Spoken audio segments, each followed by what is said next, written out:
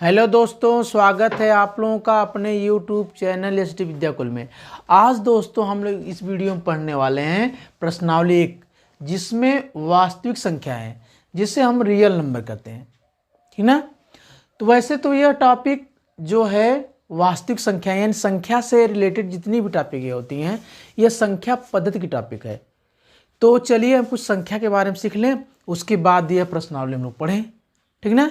जैसे आप जान लीजिए प्राकृतिक संख्याएं क्या होती हैं, पूर्ण संख्या क्या होती है, परिमेय संख्या क्या होती है, अपरिमेय संख्या क्या होती है और वास्तविक संख्या क्या होती है। थोड़ा सा बता दें आप लोगों को, तो उसके बाद हम लोग पढ़े चैप्टर। देखिए इसमें क्या है, पहले हम लोग सीखें प्राकृतिक संख्या क्या होती है। प्राकृतिक संख्याएं, ठीक ना, जिसे बोलते हैं नेचुरल नंबर बोलते हैं, ठीक ना। नेचुरल नंबर इसे बोलते हैं, ठीक ना। अब देखिए जैसे हम लोग किसी ऑब्जेक्ट यानी किसी वस्तु को गिनना है या किसी मतलब आदमी की संख्या गिनना है या फिर मार्केट में जा रहे हैं तो सामान की संख्या गिनना है, चेयर की संख्या गिनना है, तो वहाँ क्या जरूरत पड़ती है संख्याओं की। तो जिन संख्याओं से हम वस्तुओं की गणना करते हैं उन्हें हम प्राकृतिक संख्या कहते हैं, ठीक ना। जिन संख्याओं से वस्तुओं की गणना करते हैं उन्हें क्या कहते हैं, प्राकृतिक संख्या कहते हैं। और इन संख्याओं की हमें भविष्य में जरूरत पड़ती है, ठीक ना। तो लिखेंगे हम क्या, जिन संख्याओं से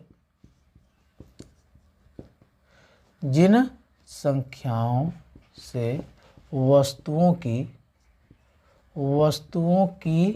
गणना की जाए प्राकृतिक संख्या कहते हैं,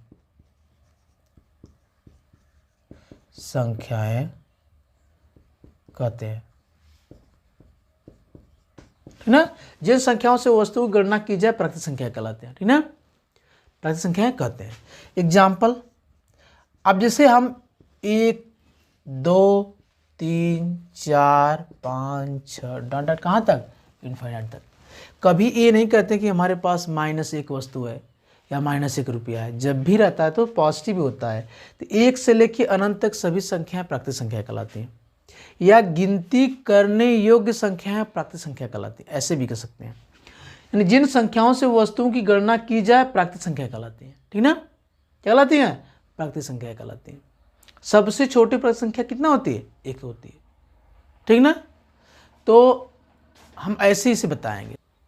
देखिए एक बात और, देखिए प्राकृतिक संख्या तो नेचुरल नंबर कहते हैं इसे, लेकिन इसे यन से प्रदर्शित करते हैं। इसे यन, कैपिटल यन से प्रदर्शित करते हैं। क्या करते हैं, प्रदर्शित करते हैं, ठीक ना। तो देखिए इसके बाद हम लोग अगला समझें, जिस पूर्ण संख्या है जिसे होल नंबर बोलते हैं, इसे W से प्रदर्शित करते हैं। क्या करते हैं, W से प्रदर्शित करते हैं। देखिए होल नंबर, पूर्ण संख्या है इसे क्या बोलते हैं, होल नंबर, ठीक ना। अब होल नंबर क्या है लिखेंगे, इसे W से प्रदर्शित, इसे क्या करते हैं, W से प्रदर्शित करते हैं, ठीक ना। इसे W से प्रदर्शित करते हैं, ठीक ना। अब देखिए, अब आप लोग दिमाग में सुनना भी एक संख्या होती है कि नहीं, ठीक ना। तो प्राकृतिक संख्या के समूह में शून्य को मिला दिया जाए, यानी शून्य को भी इंक्लूड कर दिया जाए, सम्मिलित कर लिया जाए, तो एक नया समूह बन जाता है जिसे पूर्ण संख्या कहते हैं, ठीक ना। क्या लिखेंगे, प्राकृतिक संख्या के समूह में, यहाँ से परिभाषा है, प्राकृतिक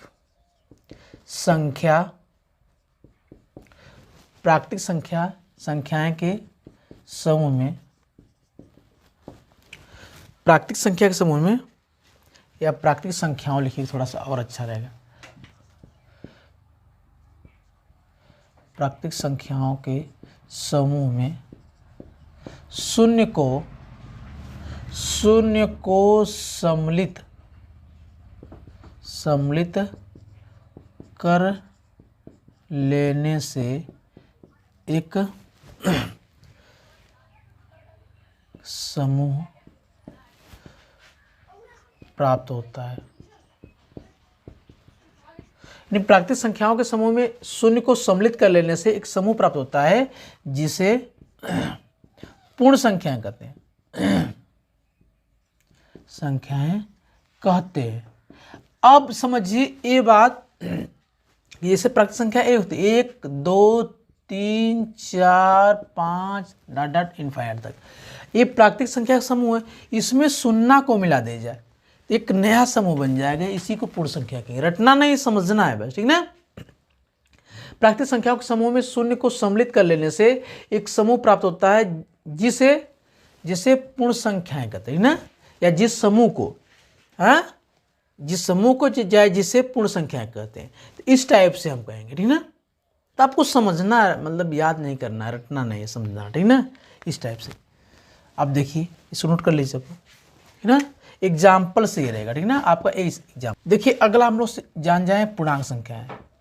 देखिए संख्याओं, कुछ संख्या के बारे में आपको जानकारी होना जरूरी है, ठीक ना, तभी थोड़ा सा सही रहेगा मैथ सीखने में। पूर्णांक संख्या देखिए, इसे बोलते हैं इंटीजर नंबर, इंटीजर नंबर, ठीक ना, ठीक ना। आप देखिए इसे आई से प्रदर्शित करते हैं, इसे आई से प्रदर्शित करते हैं, क्या करते हैं, इसे आई से प्रदर्शित करते हैं, ठीक ना। लेकिन अब समझिए कि पूर्णांक संख्या क्या होती है। देखिए आप संख्या रेखा भी दिखाते हैं तो धनात्मक भी दिखाते होंगे, ऋणात्मक भी। जैसे आप ऐसे समझिए कि धनात्मक भी संख्या देखते हैं, कहीं कहीं ऋणात्मक भी देखते होंगे, है नहीं, कहीं शून्य भी देखते होंगे। तो ये सभी संख्याएं, धनात्मक, ऋणात्मक और शून्य, सभी संख्या क्या कहलाती हैं, पूर्णांक संख्या कहलाती हैं। तो लिखेंगे ऋण पूर्णांक,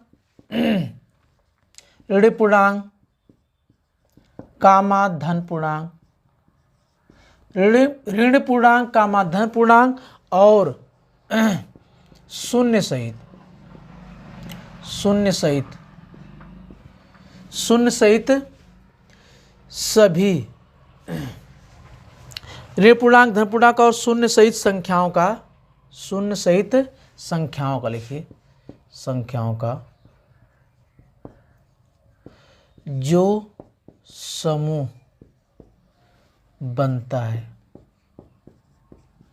उसे पूर्णांक संख्याएं कहते हैं, संख्याएं कहते हैं, ठीक ना, एक कहते हैं, ठीक ना। देखिए ऋण पूर्णांक, धन पूर्णांक और शून्य सहित संख्याओं का जो समूह बनता है उसे क्या कहते हैं, उसे पूर्णांक संख्याएं कहते हैं, ठीक ना। ये है, यानी ऋण पूर्णांक, धन पूर्णांक और शून्य सहित संख्याओं का जो समूह बनता है उसे क्या कहते हैं, पूर्णांक संख्या कहते हैं। ऋण पूर्णांक, धन पूर्णांक और शून्य सहित संख्याओं का जो समूह बनता है उसे क्या कहते हैं, उसे पूर्णांक संख्या कहते हैं।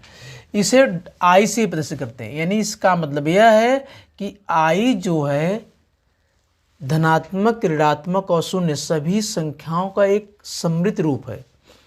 तो देखिए अब जीरो है बीच में, मान लीजिए सपोज दैट जीरो है, जीरो की इधर ये पॉजिटिव हो जाएगा, 1 2 3 4 5 6 इनफाइनाइट तक ना। इधर कितना है, -1 है, -2 है, -3 है, -4 है, -5 है ना। अब इधर क्या हो जाएगा, इधर डंडा इनफाइनाइट तक, लेकिन माइनस इनफाइनाइट, ठीक ना। तो ये आई बनता है, ठीक ना, आई की एग्जाम्पल्स हैं, ठीक ना, इंटीजर नंबर की एग्जाम्पल्स है।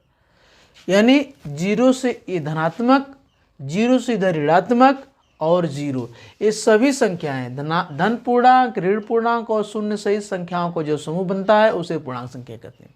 देखिए समझ के याद करिए तो आसानी से समझ जाएगा, अगर रटेंगे थोड़ी सी प्रॉब्लम होगी, तो समझिए ना, समझ के याद करिए। तो इस टाइप से इसे कर लेंगे, है ना। देखिए इधर परिमेय संख्या है, रेशनल नंबर। अब देखिए परिमेय संख्याएं होती क्या है, यानी लिखेंगे जिन संख्याओं को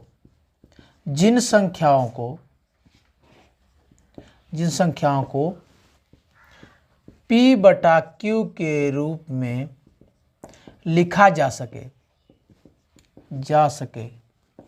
जिन संख्याओं को P/Q के रूप में लिखा जा सके परिमेय संख्या कहलाती है, लिखा जा सके परिमेय संख्याएं कहलाते हैं। यानी जिन संख्याओं को P/Q के रूप में लिखा जा सके परिमेय संख्या कहलाती हैं। जहां लिखेंगे जहां P और Q, P और Q दोनों पूर्णांक हो। ये बात जरूरी है कि दोनों जहां P अपान Q दोनों पूर्णांक हो, ठीक ना, ठीक ना। जिन संख्याओं को P बटा Q के रूप में लिखा जा सके परिमेय संख्या कहलाती। जहां P अपान Q क्या है, दोनों पूर्णांक होने चाहिए, ठीक ना, दोनों पूर्णांक होने चाहिए। और एक कंडीशन है, और Q does not zero, Q को मान जीरो नहीं होना चाहिए। अगर तीनों शर्त फॉलो हो रही है तभी वो क्या कहलाएगा, परिमेय संख्या कहलाएंगे। तीनों में से कोई शर्त फॉलो नहीं होगी तो परिमेय नहीं कहलाएगा।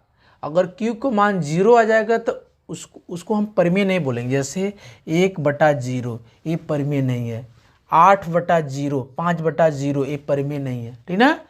देखिए Q का मान, देखिए नीचे वाला Q है, ऊपर वाला P है, तो नीचे वाला जीरो नहीं होना चाहिए, ठीक ना, है कि नहीं।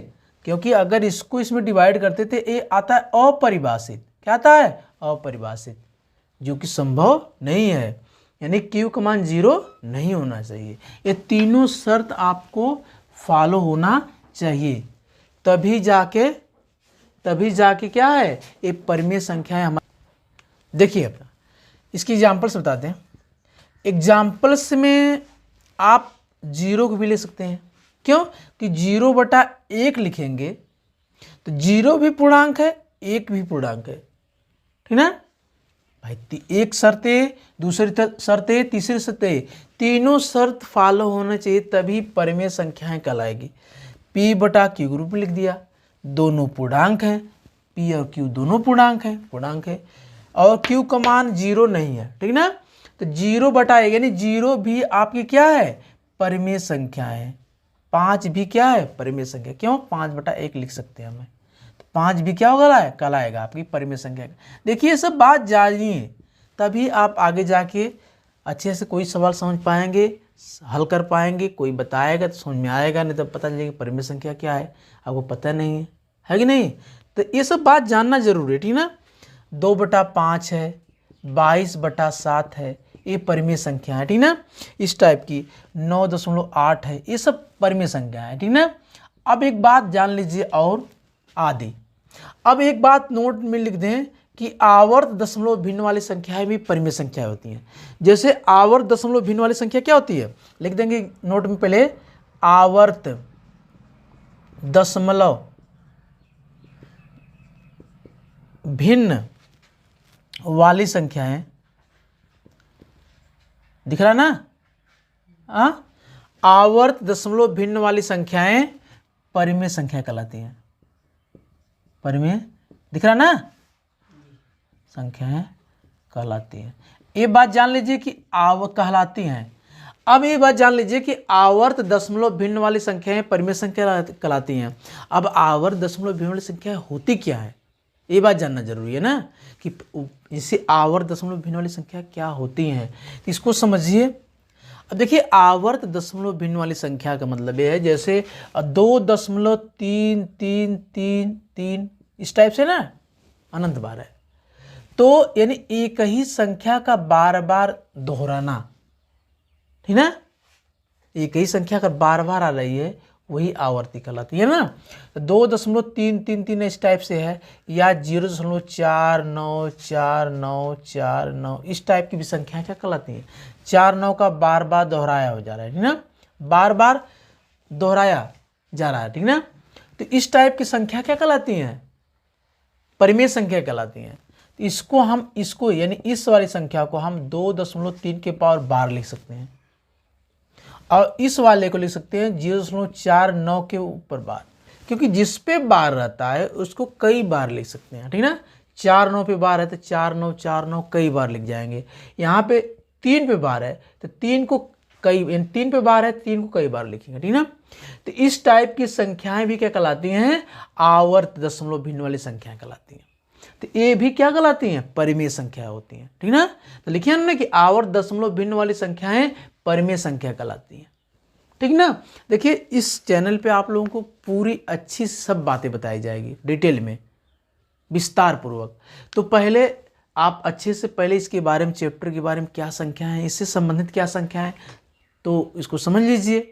तो 4-5 ठो, जैसे प्राकृतिक हुआ, पूर्ण हुआ, पूर्णांक हुआ, परिमेय, अपरिमेय, वास्तविक, इतना सीख लीजिए। उसके बाद अपना आगे कोर्स करिए, अभी जस्ट कराएंगे, है कि नहीं। तो इतना हम सोचिए कि थोड़ा सा बता दें आप लोगों को, ताकि जानकारी मिल जाएगी कक्षा 10 में मतलब संख्या क्या है, कैसे। 9th में तो पढ़े ही होंगे लेकिन भूल भी गए होंगे, तो सोचिए थोड़ा सा बता दें आप लोगों को, है कि नहीं। तो इस टाइप से नोट कर लीजिए। देखिए अपरिमेय हम लोग सीख लिया, परिमेय सीख लिया, तो फिर अपरिमेय सीखेंगे। देखिए अपरिमेय संख्याएं, अपरिमेय संख्याएं, ठीक ना, अपरिमेय संख्याएं, जिसे इरेशनल बोलते हैं, ठीक ना। अपरिमेय संख्याएं, देखिए जिन संख्याओं को लिखेंगे, जिन संख्याओं को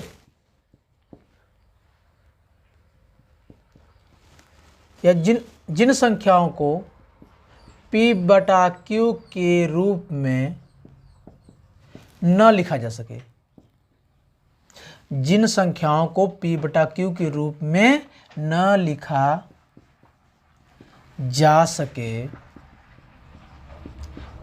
अपरिमेय संख्या कहलाती है।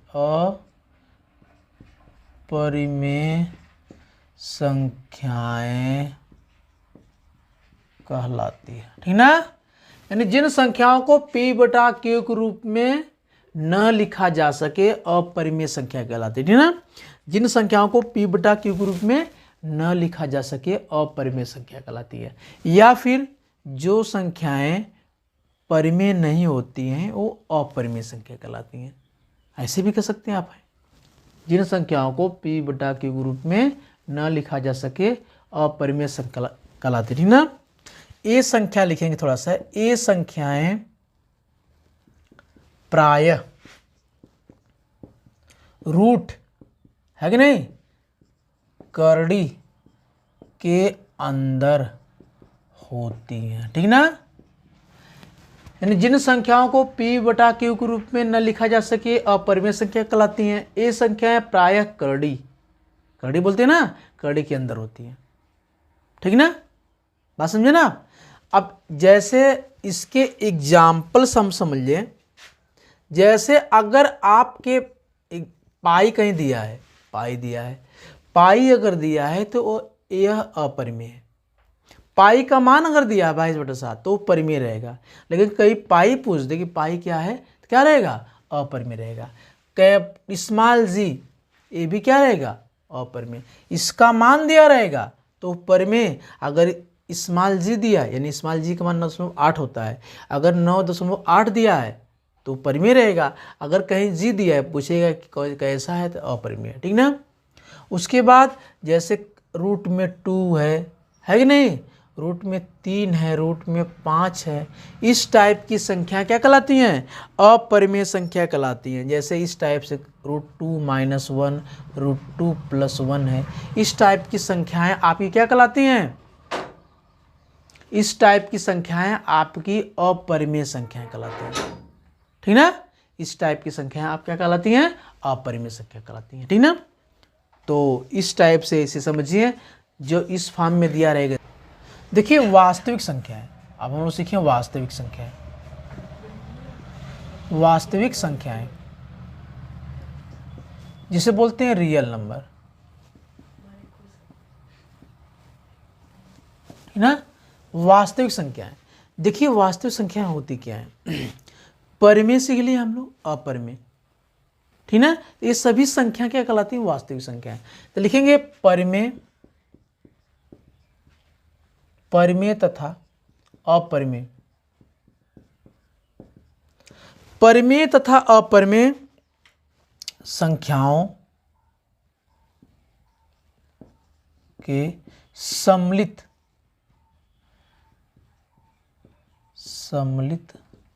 रूप को, परिमेय तथा अपरिमेय संख्याओं के सम्मिलित रूप को वास्तविक संख्याएं कहते हैं। परिमेय तथा अपरिमेय संख्याओं के सम्मिलित रूप को वास्तविक संख्या कहते हैं, ठीक ना। अब देखिए ध्यान से कि परिमेय तथा अपरिमेय संख्याओं के सम्मिलित रूप को वास्तविक संख्या कहते हैं। इसका मतलब यह है कि अगर वास्तविक संख्या रहेगी तो वास्तविक अगर संख्याएं हैं तो उसमें परिमेय भी आएगा और अपरिमेय भी आएगा। अगर कहीं परिमेय दिखे तो उसको भी वास्तविक कहेंगे, कहीं अपरिमेय दिखे उसको भी वास्तविक कहेंगे, ठीक ना। तो मान लीजिए ये परिमेय संख्या है, परिमेय संख्या है, क्या है, परिमेय संख्या है। इधर क्या है, अपरिमेय संख्या है। अगर कहीं परिमेय दिखे तब भी वो क्या संख्या है, वास्तविक संख्या है। कहीं अपरिमेय दिखे वो भी क्या है, जैसे परिमेय क्या होता है, 0 है, 1 है, 2 है, 3.14 है, ये सब क्या है, ये सब आपका परिमेय संख्या है। और अगर यानी इसका प्लस और इसका प्लस, इसका प्लस यानी √2 है, पाई है कि नहीं, और जी है, √2 है, √2 - 1, √2 + 1, है ना। जो रूट में दिखे या इस टाइप से जो दिखे वो क्या कहलाएगा, अपरिमेय। तो परिमेय और अपरिमेय संख्याओं का सम्मिलित रूप, यानी सभी ये भी संख्या अगर दिखे तभी वास्तविक कहलाएंगी, वो भी दिखे वो तब भी वास्तविक कहलाएंगे, ठीक ना।